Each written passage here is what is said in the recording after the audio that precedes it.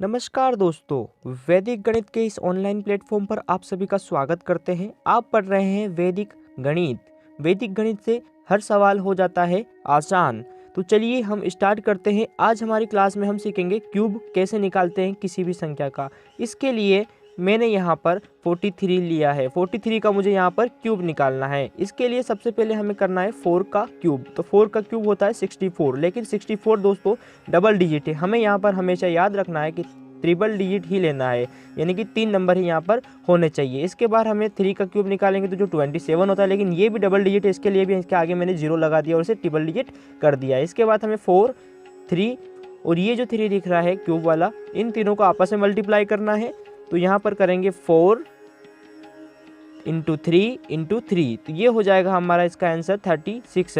अब ये जो 36 आया है इसको फिर हमें 43 के साथ मल्टीप्लाई करना है, यानी कि 43 इंटू 36। तो इसका आंसर आ जाएगा दोस्तों 1548। अब ये जो 1548 आया है इसे हमें यहाँ पर एक डिजिट छोड़ करके इस तरह से लिख देना है। याद रहे इस तरह से ही लिखें। इसके बाद हम इन सभी को ऐड करेंगे, प्लस करेंगे। तो चलिए हम प्लस करते हैं। इन सभी को प्लस करने पर हमारा जो फाइनल आंसर है वो निकल के आएगा 79507, और यही हमारा फाइनली आंसर होगा। दोस्तों इसे सीखने के लिए आपको थोड़ा सा धैर्य रखना पड़ेगा। चलिए एक और संख्या लेकर देखते हैं। इस बार लिया है 58। इसका क्यूब निकालने के लिए हमें क्या करना पड़ेगा? सबसे पहले 5 का क्यूब निकालेंगे। तो 5 का क्यूब होता है 125, क्योंकि 125 ट्रिपल डिजिट है, 3 डिजिट है, इसलिए हमें इसके साथ में 0 लगाने की आवश्यकता नहीं है। इसके बाद हमें लेना है 8 का क्यूब। तो दोस्तों 8 का क्यूब होता है 512, तो इसमें भी हमें 0 लगाने की आवश्यकता नहीं है। इसके बाद हमें 5, 8 और ये 3, इन तीनों को आपस में मल्टीप्लाई करना है। तो इन तीनों को आपस में मल्टीप्लाई कैसे करेंगे? 5 इंटू 8 इंटू 3, तो ये इसका फाइनल आंसर आ जाएगा 120। अब ये जो 120 है इसको फिर हमें 120 को 58 के साथ मल्टीप्लाई करना है।